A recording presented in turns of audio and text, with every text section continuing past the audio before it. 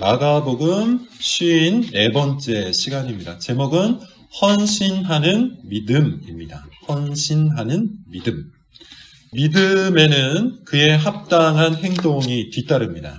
의심도 마찬가지죠. 의심에는 그에 합당한 행동이 뒤따르기 마련이에요.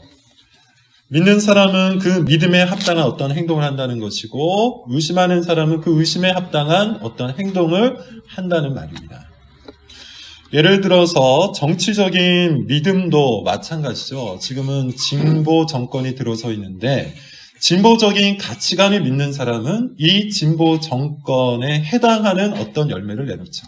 쉽게 얘기해서 진보 정권에 충성을 바칩니다.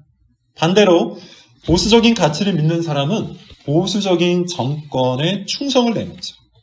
우리는 지금 서초동에 있는데요. 여러분 다 아시다시피 이 근처에 태극기 집회가 항상 일어났었죠.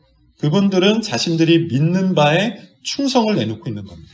헌신을 하고 있었던 거예요. 비슷한 예로 긴급생활지원금이라고 해서 지금 지방자치정부와 또 중앙정부가 나누어 주는데, 진보 정권을 믿는 사람, 진보적인 가치관을 믿는 사람은 그 취지에 맞게 아주 꼼꼼하게 쓰려고 노력을 하더군요. 예컨대 소비 진작과 경기 부양이라는 정부의 그 지침에 맞도록 쓰려고 애를 씁니다. 사람에 대한 믿음도 여러분 사실 마찬가지예요. 자신이 믿는 사람이 있으면 그 사람이 하는 말을 따라가기 마련이에요. 반면에 자신이 믿지 않는 사람에 대해서는 어떻습니까? 스스로가 한번 자신의 행동을 따져보세요. 불신하는 사람에 대해서 내가 어떻게 대하고 있는지 자신의 행동을 한번 따져보라는 겁니다. 일반적으로 자신이 믿는 사람에 대해서는 그가 하는 말과 행동을 신뢰해서 그것을 따라가죠. 반면 믿지 않으면 따라가지 않습니다. 믿음이라는 것은 관념적인 것이 아니에요. 믿음이라는 것은 이론적인 것이 아닙니다. 믿음이라는 것은 지금 계속 말씀을 드리고 있는 것처럼 구체적인 어떤 행동을 내놓는단 말입니다. 하나님을 믿는 믿음도 마찬가지예요. 우리가 하나님을 믿는다면, 하나님을 믿는 믿음을 가지고 있다면 그 믿음에 해당하는 어떤 열매를 내놓을 수밖에 없다는 것이죠. 그것이 믿음의 특징입니다. 일반적으로 믿음에 대해서 오해하는 것이 있습니다. 한 두 가지 정도로 극단적인 오해를 하는 경향이 있어요. 첫 번째는 이겁니다. 믿음 안에 행동을 포함시키는 것이죠. 한번 잘 들어보세요. 조금 어려운 이야기가 될 수 있지만 예전에 마태복음 강의를 할 때 한번 말씀을 드렸습니다. 다시 반복을 하고 있으니 여러분 귀를 기울여서 믿음이 무엇인지에 대해서 한번 살펴볼 수 있기를 바랍니다. 믿음 안에 행동을 포함시키는 것, 그것도 성경적인 이해가 아니에요.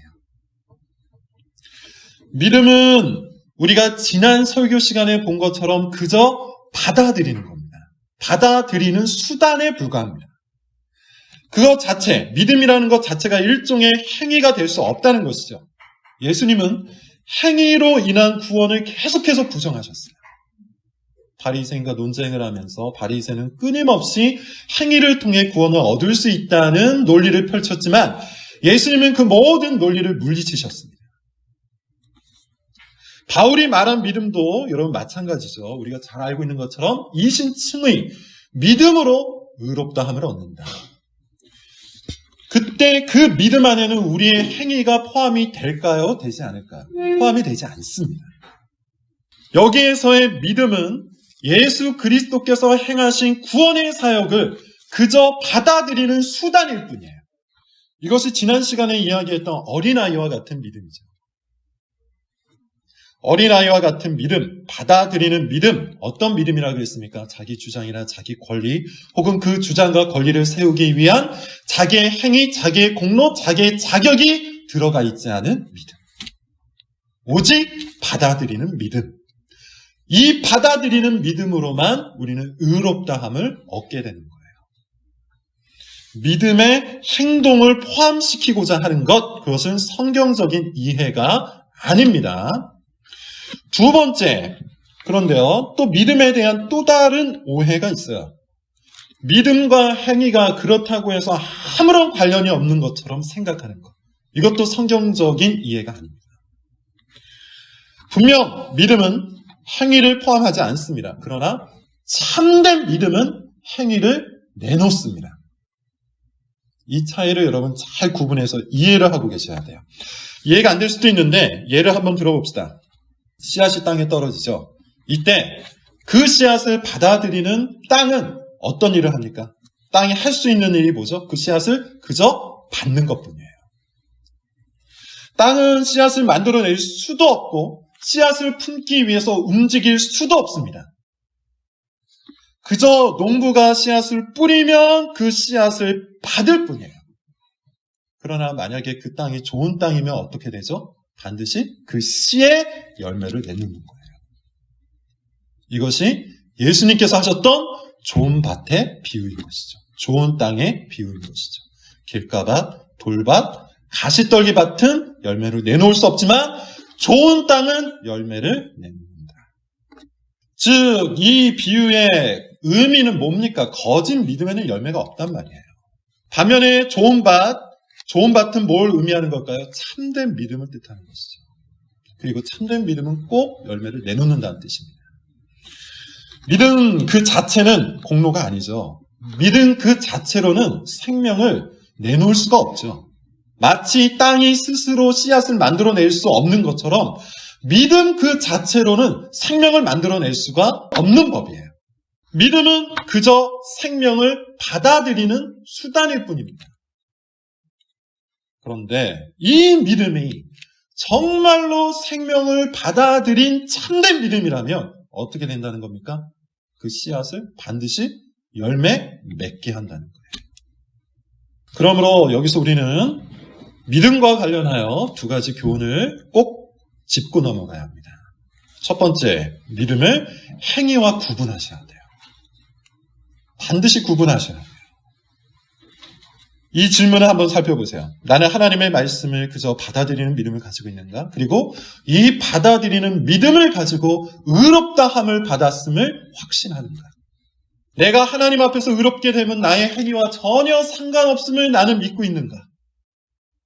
오직 그리스도께서 행하신 일을 받아들이는 믿음으로 내가 구원받았음을 나는 확신하고 사는가? 두 번째, 믿음과 관련한 두 번째 교훈은 이겁니다. 그 믿음의 진실성 여부. 나를 의롭게 만든 그 믿음이 참된 믿음인지를 따져봐야 한다는 것이죠. 어떻게 따집니까? 나는 정말로 열매를 맺고 있는가? 나의 믿음은 거룩한 행위, 경건한 삶이라는 열매를 계속해서 만들어내고 있는가? 이것을 따져봐야 한다는 거예요. 오늘은 특별히 믿음의 두 번째 측면, 즉 열매 맺는 믿음, 헌신하는 믿음에 관한 교훈을 한번 살펴보도록 하겠습니다. 본문으로 한번 들어가 보도록 하죠. 본문 17절 그리고 18절을 우리 같이 한번 읽어보고 계속해서 설교를 하도록 하겠습니다. 같이 읽습니다. 시작. 예수께서 길에 나가실새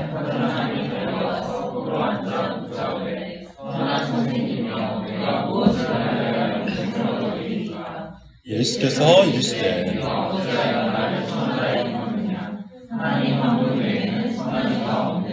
예수께서 길에 나가실새라고 하고 있는데 이 길은 어떤 길일까요? 예루살렘으로 가는 길입니다. 쉽게 이야기하면 십자가로 가는 길이에요. 지금 예수님은 십자가의 길을 걷고 있습니다. 이 길에서 예수님은 십자가 고난에 대해서 두 번이나 예고를 하셨어요. 나는 고난받고 죽고 다시 살아날 것이다. 두 번이나 예고를 하셨어요. 근데 이 두 번 예고하는 동안 제자들은 어떠했죠? 형편없었어요. 바리새인들은 어떠했죠? 계속해서 시비를 걸어왔어요. 그리고 예수님은 이 예루살렘으로 가는 십자가의 길에서 한 번 더 고난에 대해 예고를 하실 겁니다. 그리고 계속해서 제자들에게 뭘 요구하실 거죠? 제자의 길. 곧 자기를 부인하고 자기 십자가를 지고 나의 길을 따르라. 이것을 요구하실 거예요. 그리고 우리가 살펴보고 있는 이 본문도 역시 그 문맥 속에 있습니다. 즉 마가는 지금 이 단락을 통해서 우리에게 끊임없이 이처럼 묻고 있는 거예요. 당신은 정말 제자인가? 당신은 정말 그리스도의 길을 따르고 있는가? 자, 좋습니다. 그 길에서 한 사람이 달려옵니다. 다른 복음서를 보면 이 사람은 청년이에요. 부자예요. 그리고 공무원이에요. 질문을 던집니다. 선한 선생님이여, 내가 무엇을 하여야 영생을 얻겠습니까? 이 질문을 왜 던졌을까요? 일반적으로 볼 때 두 가지 정도로 한번 생각해 볼 필요가 있습니다. 첫 번째, 정말로 궁금해서 물어봤을 수도 있어요. 영생에 대한 질문은 당시 유대인 사회에서 많은 토론이 일어났던 질문, 주제 중에 하나였어요. 아마도 그런 맥락 속에서 이 청년도 예수님께 물어봤을 수 있습니다. 당시 유대 사회에서의 대답은 무엇이었을까요? 율법을 잘 지키면 된다. 이것이었어요. 두 번째, 이 청년은 아마도 자기를 과시하려고 물어봤을 수도 있습니다. 이미 답을 알고 있으면서 예수님 입으로 그것을 확인하여서 사람들 앞에서 자기를 드러내고 싶은 욕구를 표현한 것일 수도 있겠다. 제 생각에는 이 두 가지를 합치면 될 것 같아요. 즉, 이 청년은 지금까지 바리새인의 교훈대로 열심히 계명을 지켰을 거예요. 그래서 영생을 얻었다고 스스로 생각을 했을 겁니다. 그런데 어떻습니까? 예수님께서 바리새인과 계속 논쟁하는 모습을 보면서 자신의 생각에 뭔가 의구심이 든 겁니다. 그래서 예수님을 찾아와 좀 더 확인을 하고 싶었던 거겠죠. 어찌됐든 간에 이 질문 자체는 꽤 좋은 질문이었어요. 예수님이 답하세요. 이상한 말씀을 하십니다. 왜 나를 선하다 하느냐? 하나님 외에는 선한 자가 없다. 이 말은 뭘까요?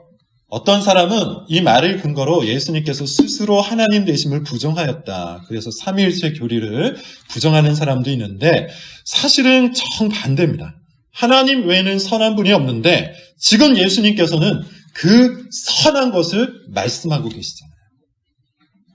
그러므로 예수님은 자신이 선하신 하나님과 동등하게 선한 것을 가르치시는 분이라는 것, 곧 스스로 하나님이라는 걸 보여주고 계신 겁니다. 자, 이게 중요한 게 아니고요. 전체 문맥 속에서 계속해서 오늘의 교훈을 한번 찾아보도록 하죠. 예수님의 대답 19절, 20절입니다. 우리 같이 한번 읽어보도록 할게요. 19절, 20절 시작. 내가 계명을 안 하니 살인하지 말라, 간음하지 말라, 도둑질하지 말라.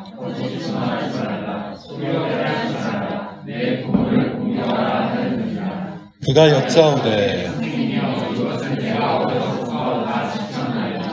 예수님의 답변 어떻습니까, 여러분? 지금 우리 입장에서는 다소 의외죠. 이미 우리는 이신칭의 교리에 대해서 알고 있고 성경에 대해서 신구약 성경 전체에 대해서 이렇게 저렇게 알고 있어요.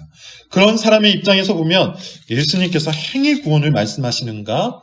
이렇게 생각할 수 있다는 겁니다. 그러나 당시에는 당연한 것이었어요. 아마도 이 대답은 청년의 마음을 편안하게 했을 거예요.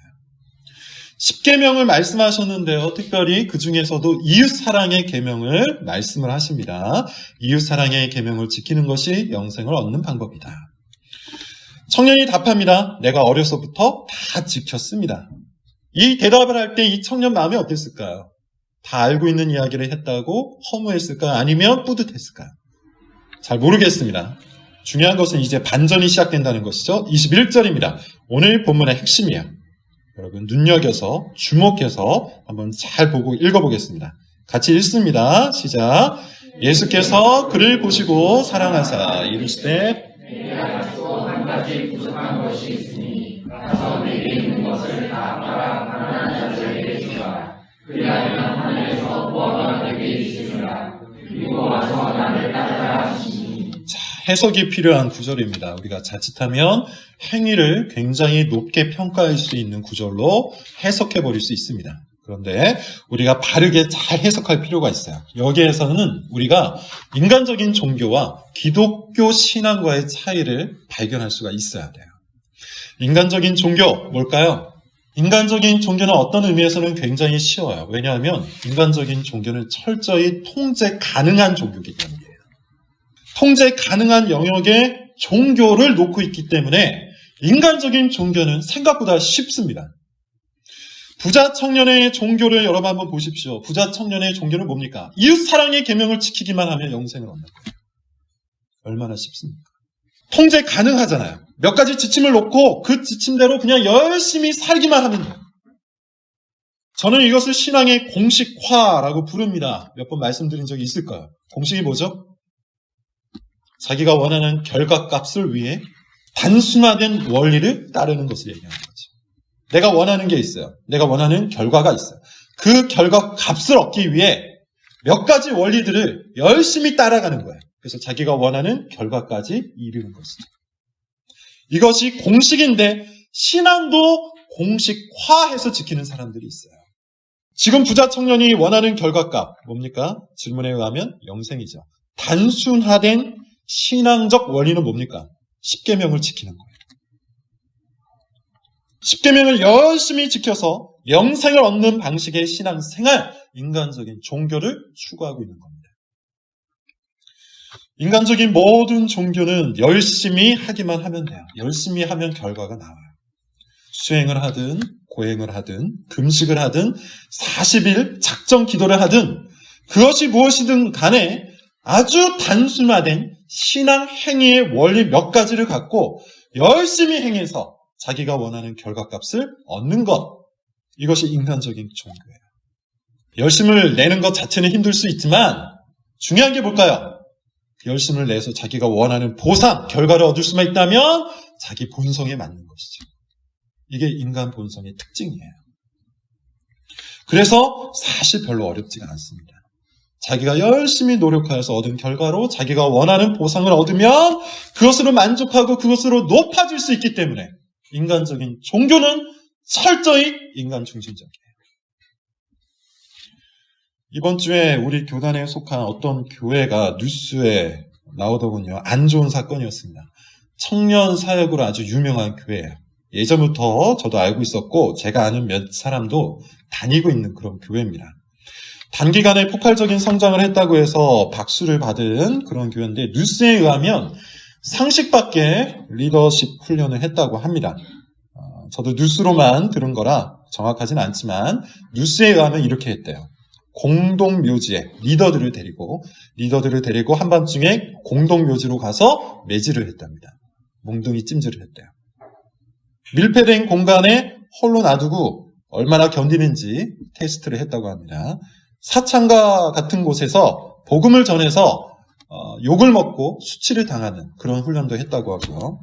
심지어 이게 정말인지 아닌지 모르겠어요. 구덕이나 인분까지도 쌈을 싸서 먹게 했대요. 사실이 아니기를 바랍니다. 고린도후서 6장에 나오는 바울의 고백, 매를 당하고 추위를 당하고 어려움을 당했던 바울의 고백을 갖고 이와 같은 방식의 리더 훈련을 만들었다는 겁니다.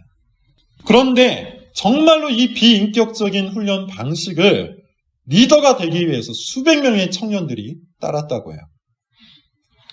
특이한 것은 이런 강압적 훈련과 그에 따른 보상을 적절히 시켜주는 교회가 종종 큰 성장을 한다는 것이죠. 그 힘겨운 훈련을 통과하여 리더가 되었다는 자부심 때문일까? 아니면 그런 공로의식 때문일까? 저는 잘 모르겠습니다. 과거 청년 사역으로 이름 높았던 어떤 교회도 이런 방식을 통해서 아주 큰 성공을 거두었는데 아직도 그런 방식이 통하는 걸 보니 씁쓸하더군요. 여기에는 분명히 인간의 본성적인 부분이 있다고 저는 확신을 해요. 단순화된 신앙 원리를 열심히 따라가서 자기가 원하는 결과를 얻어내는 것.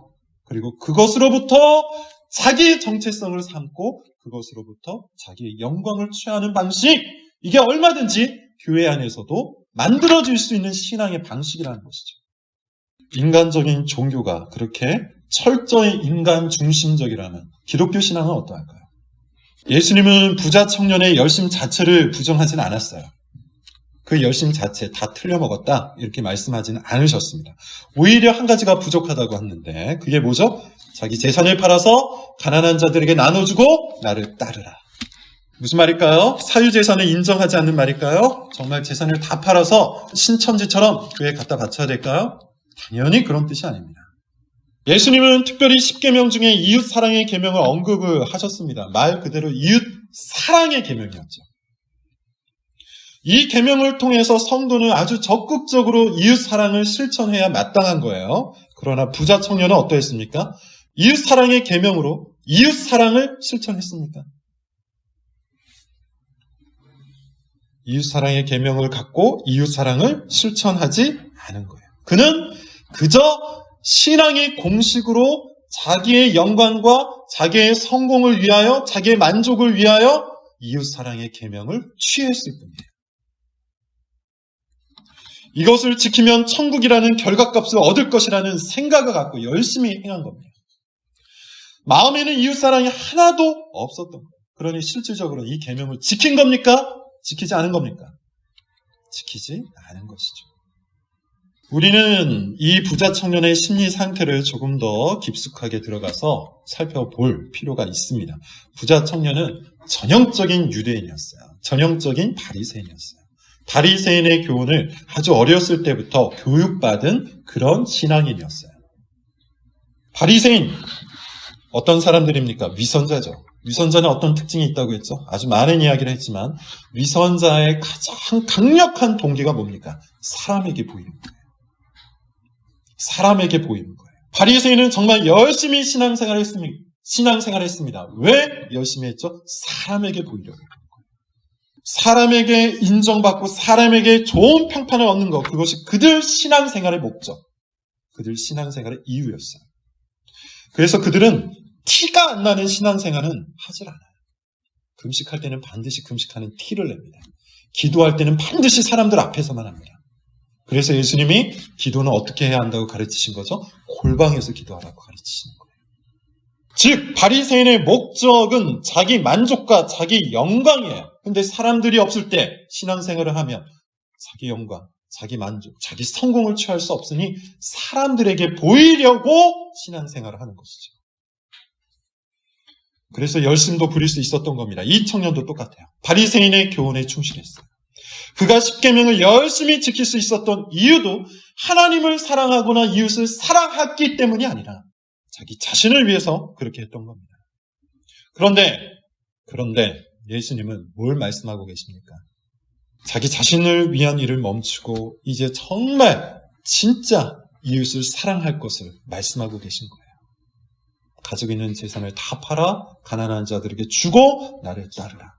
십계명의 그 정신, 하나님을 사랑하고 이웃을 사랑할 것을 말씀하신 겁니다. 그리고 그것을 건드리기 위해 재물이라는 것을 말씀하신 거예요. 이 청년의 마음이 어떠한지 바로 드러납니다. 22절, 23절 본문을 같이 한번 읽어보고 계속 이어가겠습니다. 읽어볼게요. 자, 시작. 그 사람은 재물이 많은 고로 이 말씀으로 인하여. 자, 여기까지만 먼저 읽어보겠습니다. 슬퍼했다 그러죠? 왜 슬퍼했다 그럽니까? 재물이 많아서 슬퍼했대요. 그것을 나눠주기 싫어서 슬퍼했답니다. 대신에 어떻게 했죠? 예수님을 따르지 않고 근심하며 돌아갔어요. 십자가의 길에서 이탈해버렸어요. 우리는 단순한 열심과 헌신을 구분할 수 있어야 되는데 단순한 열심은 지금까지 제가 열심히 설명했던 것과 같아요. 자기 자신의 성공과 영광을 위해서 얼마든지 우리는 단순한 열심으로 신앙생활할 수 있을 겁니다. 자기가 원하는 결과값을 얻기 위한 노력할 수 있을 거예요. 그런데 헌신은 어떠합니까? 헌신은 철저히 뭐가 있어요? 대상이 있어요. 이게 중요한 거예요. 헌신은 철저히 대상이 있어요. 단순한 열심에는 대상이 필요 없습니다. 자기 자신만 있으면 돼요. 심지어 그 대상조차도 자기 자신을 위한 수단이 되죠. 예컨대 하나님을 섬기는 신앙생활을 한다 해도 사실은 그 하나님조차 자기 자신을 위한 수단이 될 수 있어요. 하지만 헌신은 그렇지 않아요. 헌신은 대상이 있어요. 21절, 22절에서 대조되는 단어를 여러분 한번 찾아보세요. 21절에 보면 예수님께서 뭐라고 말씀하셨죠? 나를 따르라! 라고 얘기했어요. 근데 22절에 보면 청년은 어떻게 합니까? 근심하여 갔습니다. 예수님이 요구하신 건 뭡니까? 예수님을 향한 헌신이었어요. 나를 따르라! 반면에 청년에게 열심은 있었지만 그에게는 뭐가 없었습니까? 헌신할 대상이 없었어요.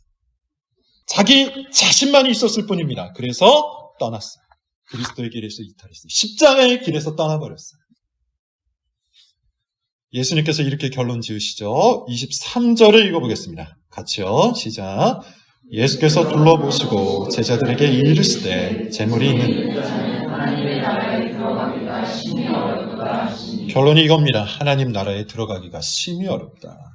하나님 나라에 들어가는 것을 말씀하시는데 이 단락에서 15절에서도 한 번 더 말씀하셨었죠. 예수님은 하나님 나라에 들어갈 수 있는 믿음에 관해서 지금 말씀하고 계신 겁니다. 15절은 어린아이와 같은 믿음. 그리고 23절은 부자 청년과 같지 않은 믿음에 관해서 말씀하시는 거예요. 결론을 맺겠습니다. 앞서 서론에서 말씀을 드린 것처럼 참된 믿음은 어떤 특징이 있다고 했죠? 열매를 내놔요. 본문에 의하면 특별히 그것은 헌신입니다. 헌신은 반드시 대상이 있습니다. 그리스도를 대상으로 합니다. 그리스도를 믿음으로 그리스도께 헌신하는 것. 그것이 참된 믿음입니다. 그것은 단지 몇 가지 지침을 수행하는 공식화된 원리를 따르는 그런 수준의 종교가 아닙니다. 헌신은 그리스도께서 우리에게 요구하시는 것은 그것이 무엇이든지 간에 다 내어놓고 그리스도를 따르는 겁니다. 그러므로 이제 우리는 두 가지를 해야 합니다. 첫 번째, 여러분들에게 권면하기를 첫 번째로 나에게 헌신이 있는지를 살피시기 바라요. 지금 나는 헌신하는 믿음을 가지고 있는지 점검하시길 바라요. 단순한 열심이 아닙니다. 그저 열심히 하는 것, 그것만이 최선이 아닙니다. 교회 열심히 다니고 성경 열심히 읽고 기독교인 다음 몇 가지 행위를 내놓는 것, 그게 전부가 아닙니다. 그런 열심을 부리면서 참된 진리에서 떠나갈 수도 있다는 거예요. 헌신은 그리스도를 믿음으로 그리스도를 대상으로 그리스도께서 가신 길을 뒤따르는 겁니다. 그리스도처럼 말하고 그리스도처럼 행하고 그리스도처럼 희생하는 것. 그리스도처럼 사랑을 하고 그리스도처럼 거룩하고 그리스도처럼 베푸는 거예요. 우리는 정말 그리스도를 뒤따르는 그리스도인인지 헌신하는 믿음을 가지고 있는지 그리스도께 헌신하고 그분의 길을 뒤따르고 있는 믿음을 가지고 있는지 꼭 점검하시기 바라요. 둘째, 자기 자신을 점검하는 것만으로 끝나서는 아무것도 이룰 수가 없어요. 이제는 정말로 그리스도께 헌신하는 구체적인 삶을 만들어 가셔야 돼요. 오늘 본문의 근거에서 한 가지만 말씀을 드리겠습니다. 우리가 헌신해야 할 가장 중요한 부분, 바로 돈이죠. 돈은 우리 마음을 가장 잘 보여주는 것이라고 성경에 끊임없이 이야기해요. 재물이 있는 곳에, 보물이 있는 곳에 우리의 마음이 있는 거예요. 말로 얼마든지 헌신할 수 있습니다. 말로 얼마든지 열심을 부릴 수 있습니다. 그러나 진짜 헌신은 뭐가 있죠? 희생이 있어요. 말로는 얼마든지 사랑을 베풀 수 있습니다. 그러나 진짜 사랑은 희생이 있는 거예요. 손해가 있는 거예요. 우리의 수준을 낮추기까지 희생하는 부분이 있어요. 자기 자신을 위해서는 모든 것을 사용하면서 모든 소비를 행하면서 남을 위해서 아무것도 하지 않는다면 여러분, 우리는 부자 청년이에요. 단순히 헌금하자는 뜻이 아니라는 걸 여러분 다 아실 겁니다. 제가 헌금에 대해서 설교한 적이 한 번도 없잖아요. 말씀을 드리고 싶은 것은 이것이죠. 재정 계획을 세우라는 얘기예요. 나에게 쓸 것을 내가 어떻게 아껴서 어떻게 하면 남을 사랑하기 위해 쓸 것인지 계획을 만들고 그대로 실천해 보라는 뜻이에요. 이것이 오늘 말씀이 우리에게 구체적으로 주는 교훈일 수 있습니다. 루터는 말하죠. 지갑이 회개해야 진정한 회개다. 청교도들도 동일하게 얘기합니다. 돈의 회개가 없으면 참된 회개가 아니다. 우리는 그리스도를 믿음으로 우리에게 가장 소중한 것을 헌신할 준비를 갖추어야 합니다. 재물이 많은 자는, 재물을 갖고 베풀지 않는 자는 하나님 나라에 들어가기가 어렵습니다.